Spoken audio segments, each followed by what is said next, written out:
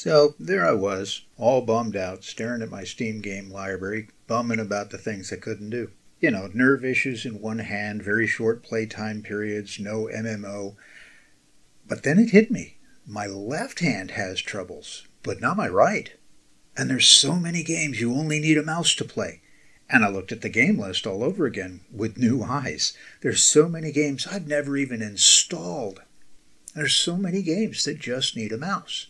So now I'm all kinds of excited because I can do more. The Chartreuse Leprechaun didn't win this battle. I've got a new plan, and there's more coming.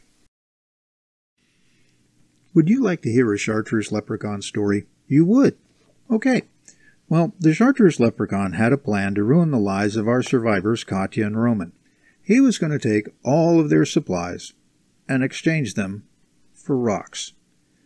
But he made these plans out loud, and he was overheard by the red fox. What? Yes, an ordinary run-of-the-mill red fox, and like all red foxes, this one was pretty smart. But stop interrupting my story.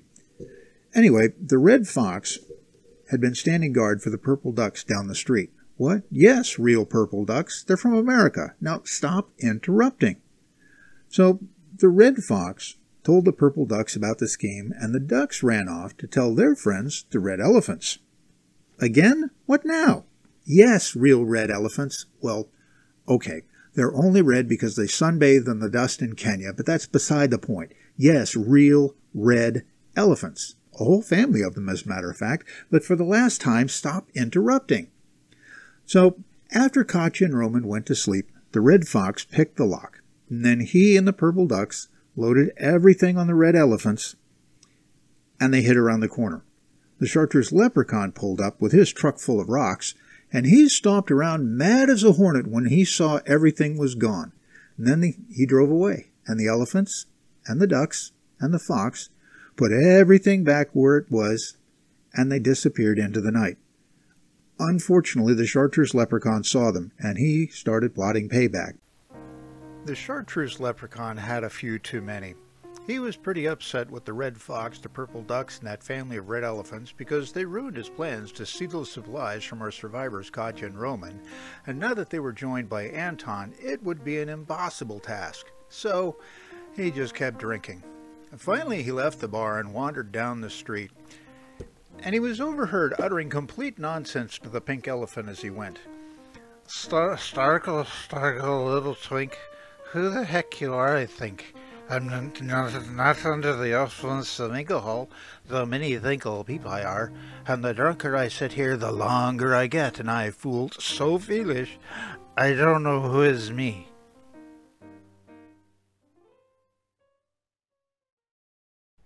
So, the Chartreuse Leprechaun organized a game of touch football. It was going to be the red fox, the purple ducks, and the family of red elephants against the blue rhino, the pink elephant, and a family of mice. No one seems to know how or why the Chartreuse Leprechaun got everyone to agree to this game, and you can't really call it a game. It didn't really last past the kickoff. The pink elephant and the purple ducks just left and went and played checkers on the sidelines. The family of mice went after the red elephants, who ran away and were never seen again. The blue rhino and the red fox actually ran after the ball, but it immediately devolved into an endless game of chase. The Chartreuse Leprechaun just laughed and watched and laughed and walked away, and no one knows what he's up to. So, the football game was a distraction. Of course it was a distraction. The Chartreuse Leprechaun was involved. And when he left, he immediately jumped in his dump truck full of rocks and headed over to our survivor's house. But our survivors were off watching the game. After all, distractions are wonderful, especially in a war.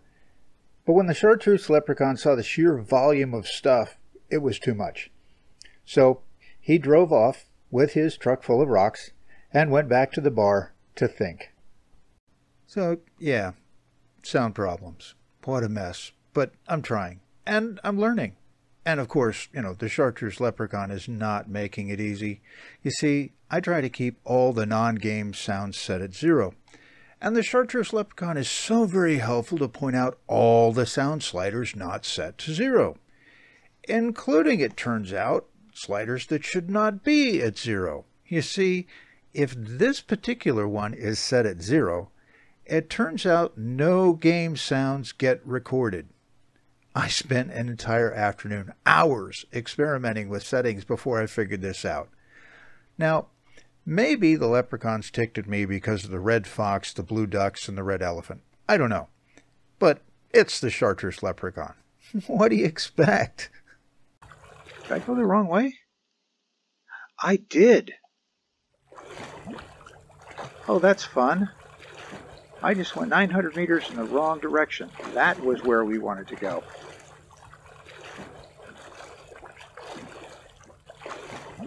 Well, fantastic.